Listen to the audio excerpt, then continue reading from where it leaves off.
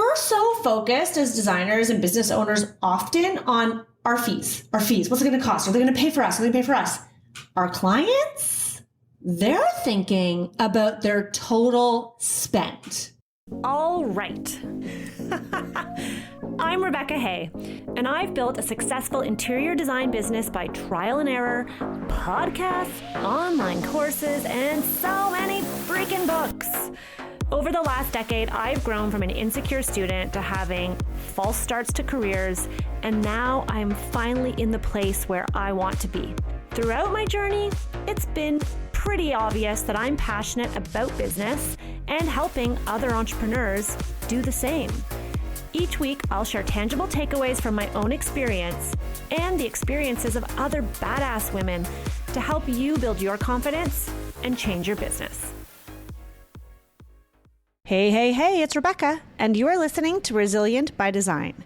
Today, I'm sharing with you a rebroadcast of an episode that is one of our most downloaded episodes. It is extremely beneficial to those designers who are struggling with understanding project costs before they've done the design. It's something I talk about a lot. We recently did a boot camp where I really went into depth about the importance of understanding project costs up front. So let's talk about that. In this episode, we're going to help you answer the question that almost every client asks you. How much is my project going to cost? In this episode, I dive into how you can find out what it costs to decorate or renovate a space without relying on guesswork or providing a number to your client that you're going to regret. So I hope you guys enjoy this episode.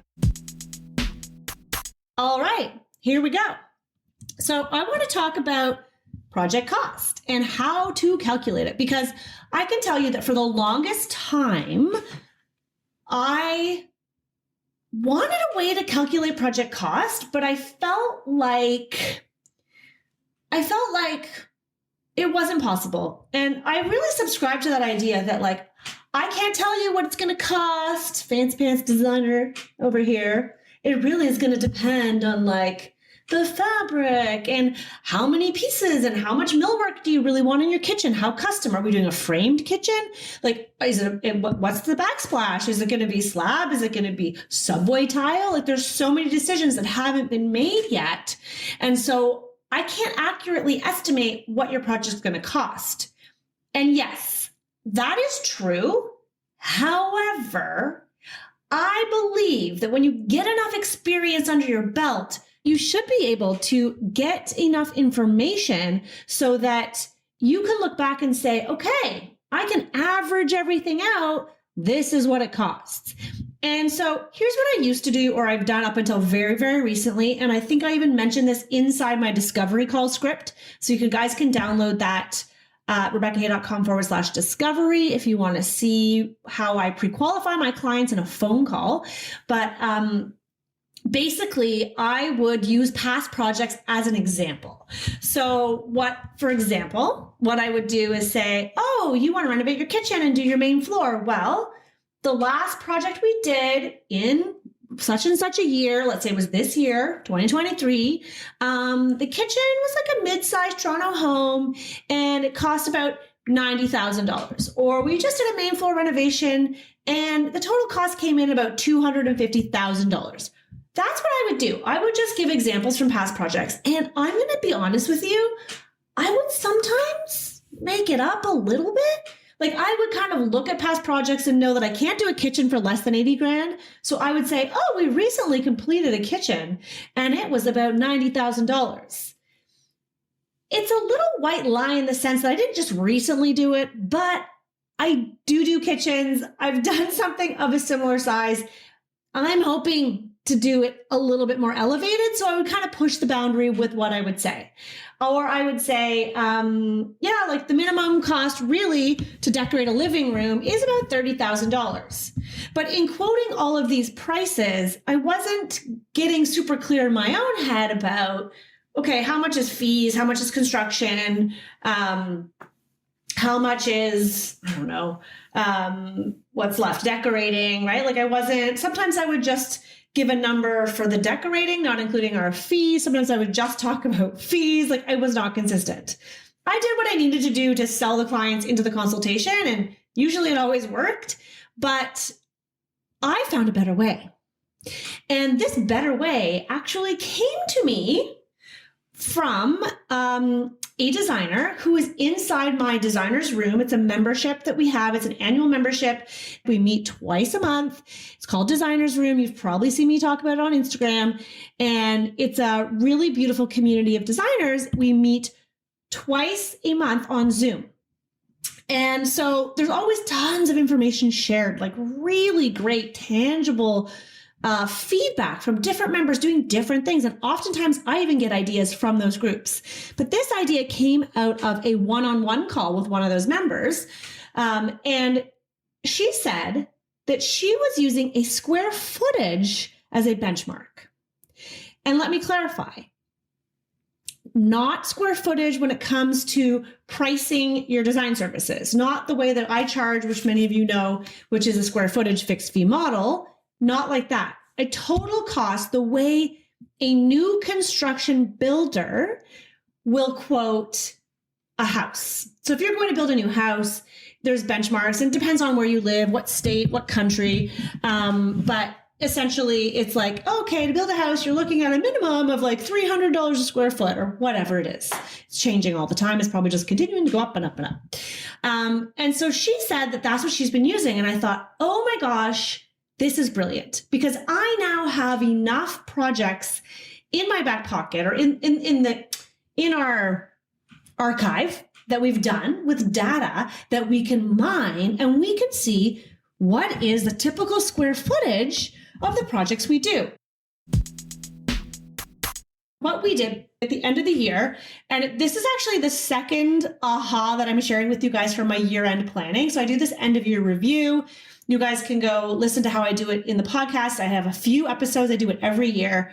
But the other takeaway that I had to do with teams' hours and how much we're charging for our services. And that was an episode. I just recorded it, so I don't know if it's come out yet, but it was all about profitability. So go listen to that one about profitability if you want to know what my other aha was.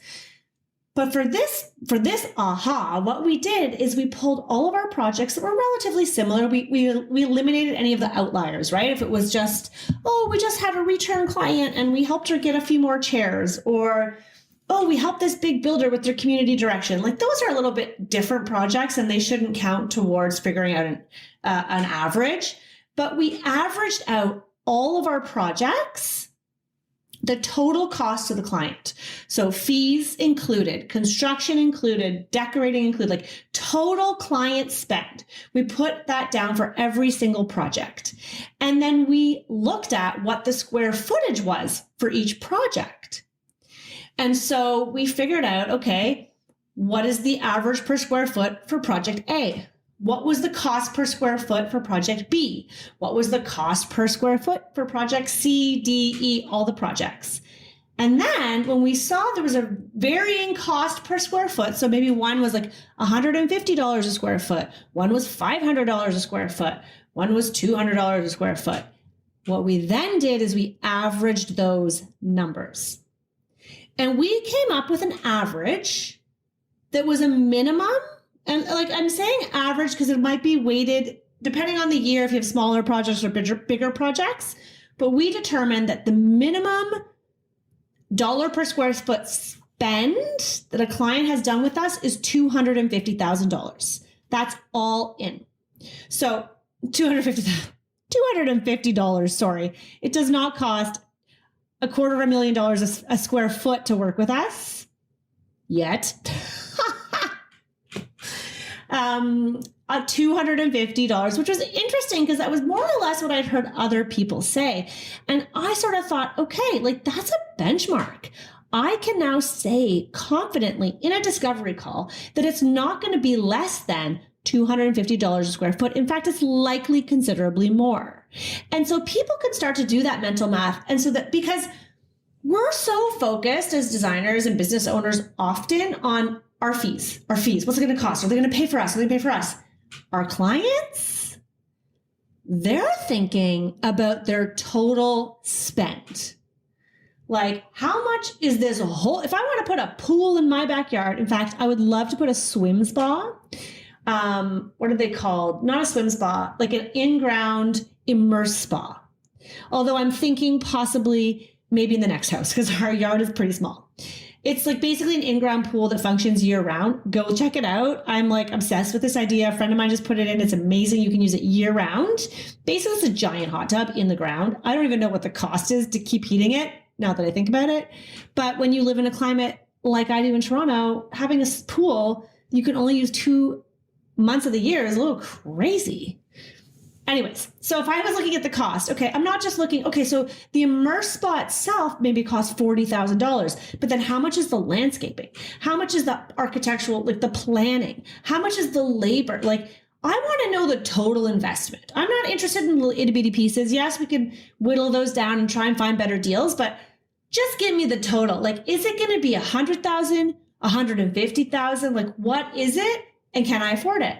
So I think that, and I'm curious if anyone else who's paying attention right now does this. Have you done this? Has it backfired? Does it work for you? I'm just starting to use this technique.